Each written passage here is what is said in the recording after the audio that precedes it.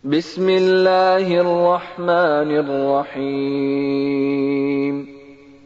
اقرأ باسم ربك الذي خلق خلق الإنسان من علق اقرأ وربك الأكرم الذي علم بالقلم علم الإنسان ما لم يعلم كلا إن الإنسان ليطغى أن رآه استغنى بسم الله الحمد لله والصلاة والسلام على نبينا محمد وعلى آله وصحبه أجمعين أما بعد السلام عليكم ورحمة الله تعالى وبركاته. Ito ang ating pang-apat na araw sa ating lecture.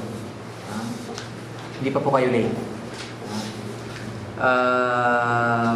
Tingnan niyo yung page 12. An Abi Hurairah radhiyallahu anhu anna Rasulullah sallallahu alaihi wasallam qala as-salawatul khamsu wal jum'atu ila al-jum'ah wa ramadan ila ramadan mukaffiratun ma bainahuma idza ijtanabatil kaba'ir. Kuya Khalid, nakabasa ka na? Pakibasa number 27. Ayon kay Abu Hurairah, ang sugo ni Allah, sinagsabi, ang unang sala sa Biyernes hanggang sa susunod na Biyernes at ang pag-aayaw mo sa Ramadan. Hanggang sa pag-aayaw mo sa susunod na Ramadan ay mga nag-aalis sala sa mga kasalanan sa pagitan ng mga panahon ito kapag iniwasan ang mga malalaking kasalanan. So nakita niyo sa Islam, alam ng Islam o alam ng Allah na ang tao nagkakasala. Kagaya ng sinabi ko sa inyo kahapon, na ang parang naninirahan dito sa mundo ay parang yung nakaapak sa tubig. Na hindi pwedeng maiwasan na hindi ka magkasala. Kahit ganoon naman, ang Islam ay nagbigay rin ng mga napakaraming paraan upang magpawala ng sala. Kasi nga sabi ni Abdul Karim, tinanong niya ako, sabi niya, yung nagkakasakit, isa rin yun sa pinakamalaking nagpapawala ng kasalanan.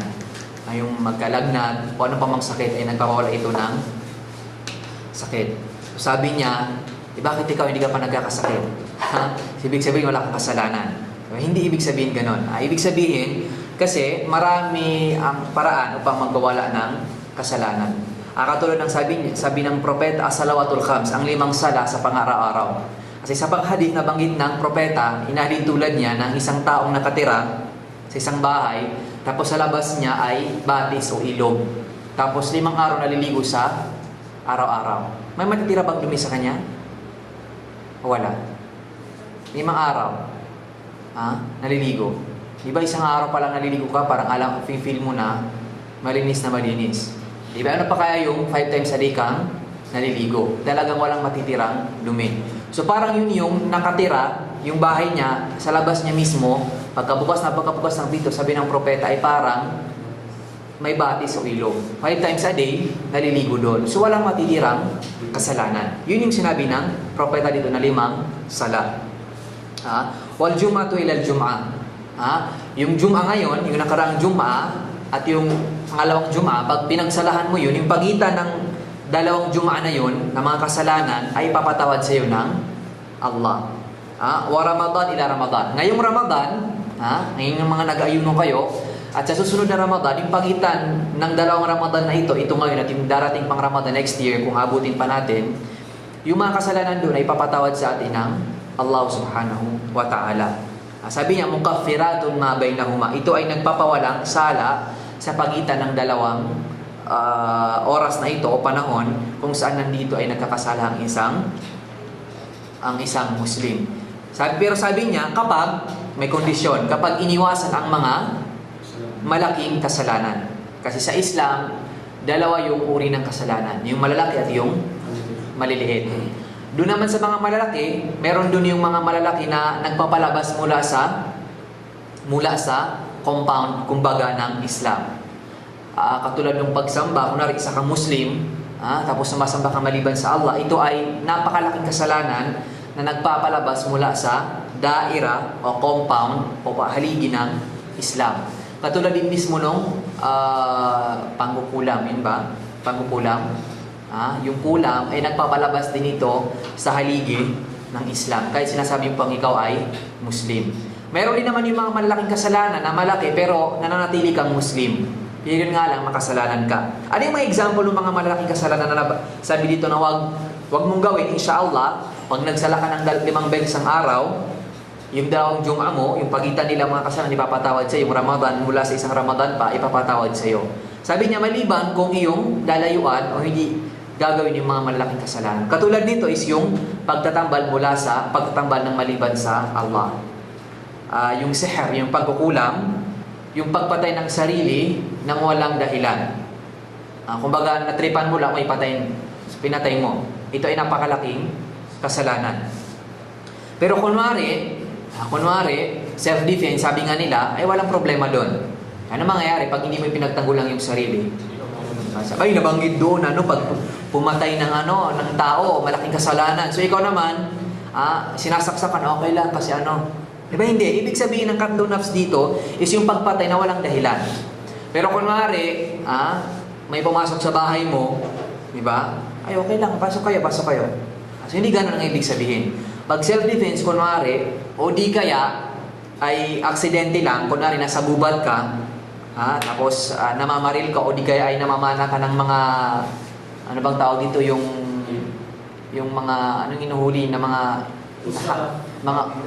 yun diba, usa, yung mga ganon, yung mga ibon, tapos bigla mong napana, tao, diba? So papasok ba ito sa malaking kasalanan? Hindi, kasi ito ay aksidente.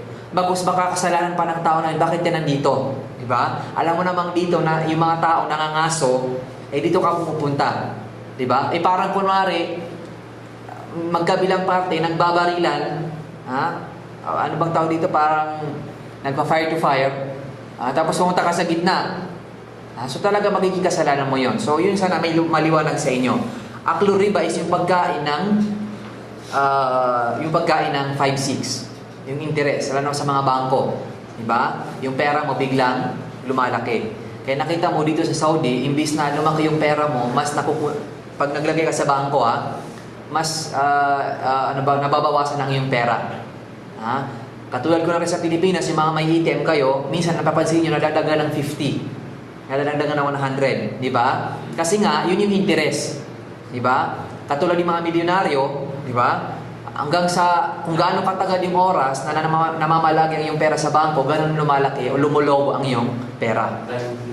Yung time deposit. Kasi nga, interest. Samantalang dito sa Saudi, yung Riyadh Bank, o Bank Riyadh, ang Rajahi, sa tuwing tumatagal ang oras, gano'n din kalaki ang nawawala sa iyong pera. Kasi parang nilalagay mo yan sa isang, nakalagay sa isang institusyon yung pera mo, tapos ginaguard nila. Ginaguard nila yung iyong pera. So parang ikaw nagbabayad ka sa kanilang servisyo. Samantalang sa Pilipinas, ikaw ang binabayaran. So bawal sa Islam yung interest. Bawal sa Islam yung interest. Yung pagkain ng alam niyo anong tawag doon sa walang nanay at tatay? Ulila.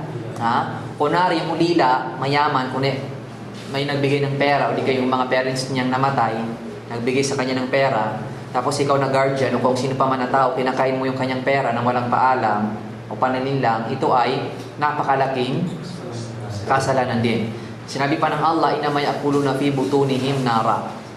Sapagkat, sabi ng Allah, yung pagkain nila ng pera ng ulila, sa katotohanan, ay para silang kumakain ng apoy sa kanilang tiyan. Ibig sabihin, ganun kasama yung pagkain sa pera ng ulila.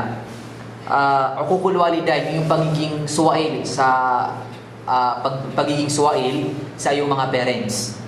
Yung pagsigaw mo sa kanila, pag inuutusan ka, ayaw mo, di ba? Ang pinakamababang uri ng pagiging suwail, pagsuway sa magulang, ay sabi ng Quran is yung uffil lakuma. Alam yung uff? Yung salitang Arabic uff. Ang ibig sabihin ng uff ay ganito. Kunwari yung nanay mo, inutusan ka ng bumili ng mantika.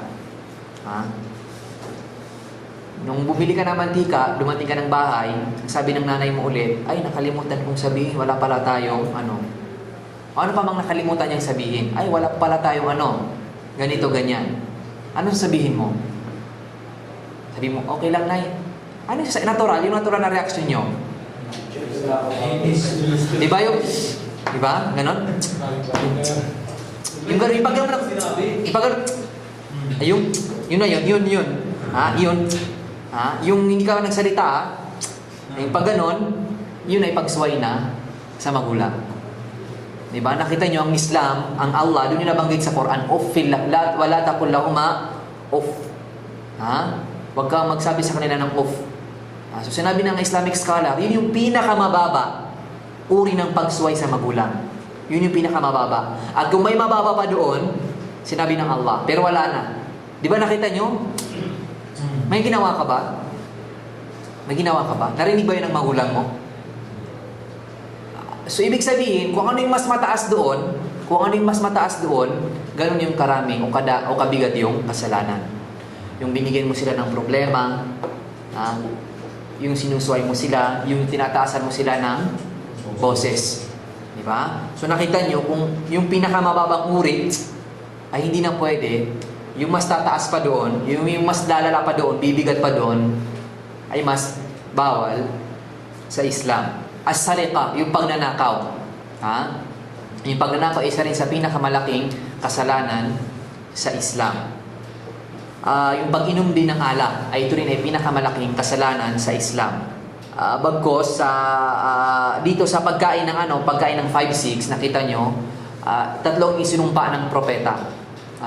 Ang isinumpa ng propeta dahil doon sa 5-6 na yun is yung nagpa 5-6, di ba sa atin sa mga Indiano, di ba? Mga Bombay. Yung nagpa 5-6, yung nagbibigay ng 5-6, isinumpa yung ng propeta. Yung nagpa 5-6, yung kumukuha, isinumpa rin yung ng propeta.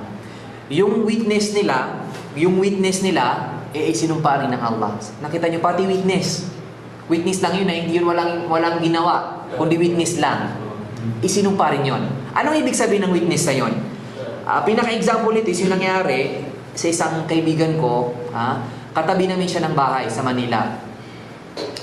Nagkita kami biglaan. Sabi niya, "Oy, Zakaria, nandito ka pala. Matagal lang hindi kita nakikita." Sabi niya, "Oo nga, dito lang ako ganito, galing akong Saudi." Sabi niya, ikasama ko yung ate ko.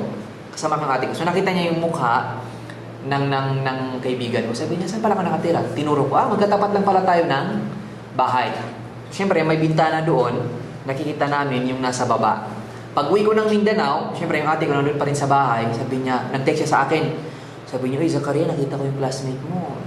Inaabot niya yung pera ng Bombay doon sa tita niya." Sabi ko na ako, nakakatakot. Pag totoo nga, yung inaabot ng Bombay doon sa tita niya ay 5-6, kasama siya sa isinumpa. Diba? Yun yung witness. O kunwari, kinuha mo yung pera,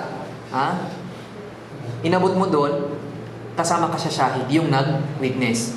O di kaya, ikaw, tatay mo, inutusan ka, o paabot mo nga dun sa Bombay, kasama ka sa sumpa. Bakit ganun? Baka maisip nyo, bakit ang tindi-tindi ng Islam, napaka-stricto? Ibig sabihin nun, para lahat ng daan, papunta doon sa 5-6, mawala na. Kung witness, isinusumpa, ibig sabihin, ayaw ko na. Ibig sabihin, para malaman mo o ikaw, bawal talaga ang 5-6. Di ba? Katulad ng zina, yung zina is yung pagtalik sa hindi mo asawa. Sabi sa Quran, wala takrabuz zina. Sabi ng Allah, huwag niyong lapitan ang zina, yung pakikipagtalik sa hindi asawa. Anong sinabi ng Allah? Huwag lapitan. Hindi niya sinabi na huwag niyong gawin. Di ba? Kung ang paglapit masama, ano yung paggawa? Di ba na ang galing ng pagkakasabi ng Quran? Kanina, yung huwag gawin. Pinakamababa. So yung mas mataas pa doon, huwag gawin. Ito naman sa pakikipagtalik sa hindi asawa, huwag lapitan. Huwag lapitan. So ibig sabihin ng paggawa, mas bawal. Di ba? Kung gagawin mo, bawal, huwag mo nang lapitan. Di ba? Katulad din kunwari ng syurbul khamar, dahil dito sa pag-inom ng alak, 10 ang isinumpa ng Allah. Ang daming isinumpa. Nakita nyo kanina, di ba? Sa pagkain ng 5-6, 3 ang isinumpa. Sa pag-inom ng alak, 10.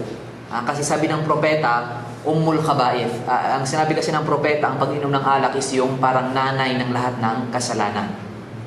May inikwento kasi, hindi ko alam yung katotohanan ng kwento. Sabi niya kasi, yung lalaki daw, yung Muslim daw, pinapasok sa kwarto, napilitan daw. Sabi niya, patayin mo yan. May matanda daw doon ng kwarto. may matanda doon sa kwarto, sabi nung isang lalaking pumilit doon sa Muslim, patayin mo. Sabi niya, hindi ko kayang patayin. Sa kabilang kwarto naman, may babae doon. Anong sabi niya? I-rape mo. Sabi niya, hindi ko kaya.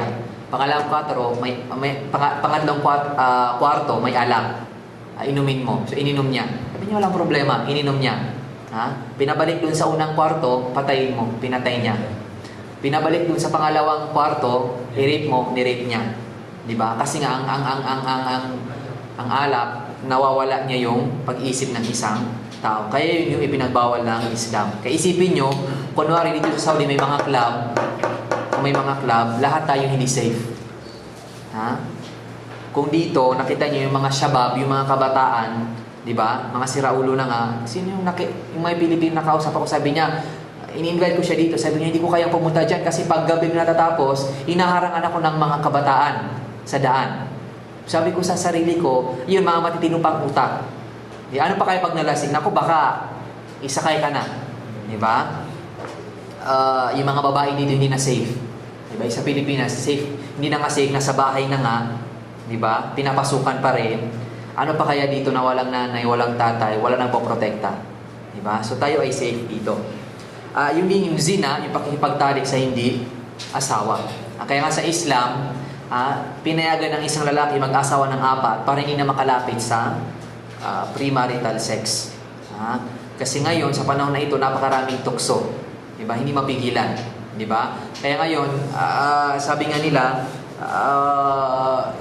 ngayon, yung mga tao na pagkakamali nila yung makamundong bagay, yung sariling pangangailangan sa pagmamahal. Diba? Pag nagustuhan mo, mahal kita. Diba? So parang na pagkakamali yung init ng katawan sa pagmamahal. Diba? So ngayon, hindi natin may mapag-iba yung pagmamahal sa init ng katawan sa dami ng tukso ngayon.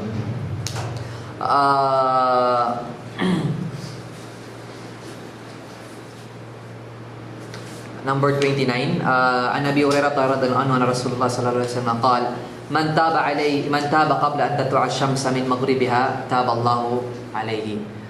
Kuya Ibrahim, may basa 29? 29? Oo. Ayon kay Abu Hurairah ang sugo ni Allah ay nagsabi, ang sinumang nagbalik loob bago sumikat ang araw, mula sa kanluran nito ay tatanggapin ni Allah sa kanya ang pagbabalik loob. So ito yung isa sa pinakamalaking malaking kaluwagan ng Islam. Kasi nga 'di ba ang sumisikat ang araw sa silangan. 'Di ba? Tama ba? Silangan. Sabi niya dito, hangga't hindi pa, ang ibig sabihin nito, hangga't hindi pa sumisikat ang araw sa kanluran, ibig sabihin na baliktad. Di ba? Kunwari, dito silangan, dito kanluran, tapos dito sumisikat. Pag hindi pa dito sumisikat sa kanluran, di ba kasi di ba dito lumulubog. Pag nabaliktad, ibig sabihin, pwede pang tagapin sa iyo ng Allah ang iyong kapatawaran. Pero once na yung pagsikat doon na sa kanluran at paglubog doon na sa silangan, hindi natanggap ang iyong paghingi ng kapatawaran sa Allah. Katulad din kunwari, kapag ang isang tao nandun na sa kanyang kamatayan, pag nandito na kunwari yung kanyang kaluluwa, totoo yun, yung kaluluwa, di ba sa TV, dito sa siya nagmumula tapos lalabas sa bibig, totoo yun. Kaya nga si Parao, kung kilala niyo si Parao, yung kalaban ni Moses, nung siya ay gusto ng kasi di ba sabi niya, siya daw ay Panginoon. Nung di ba nung sa dagat, nung nahati ni Moses, tapos siya ay dumaan ng kanyang mga tawa. So, nung sabi niya, ako ay naniniwala na, anong malulunod na siya, lalabas na yung kaluluwa mula sa kanyang bibig. Sabi niya, ako ay naniniwala na kung ano ang pinaniwalaan ng angkan ni Israel, yung mga kasama ni Moses, na iisa ang Panginoon. Alam niyo bang ginawa ni Gabriel? Ginanon niya. Ginanon niya. Sinakal niya, paano niya masabi? Kasi, ang ibig sabihin nun, ngayon ka pa hihingin kapatawaran, ngayon alam mo na ang iyong kahantungan. Kasi pag ang tao malapit nang mamatay, makikita niya kung saan siya mapupunta. Impyerno o paraiso. Nung siya, nananalangin na ako, naniniwala na ako na iisa ang Panginoon. Pero wala na. Mismo si Angel Gabriel, ang ayaw siyang maging Muslim. Doon sa mga panahon na iyon, hindi pwedeng tagapin ang pagiging ng kapatawaran ng isang tao, Muslim man o hindi Muslim. O kunwari, katulad nito. So ngayon, napakahaba pa ng oras. So kunwari, may kasalanan ka, may kasalanan tayo, pwede pang tanggapin sa atin ng Allah subhanahu wa ta'ala ang ating pagiging ng kapatawaran sa Kanya. So hindi ata kasyang oras para sa last na hadith na ito. So dito lang muna tayo. Wa naktafi bihadal qadr. Wassallallahu ala sayyidina Muhammad wa ala alihi wa sahbihi ajma'in.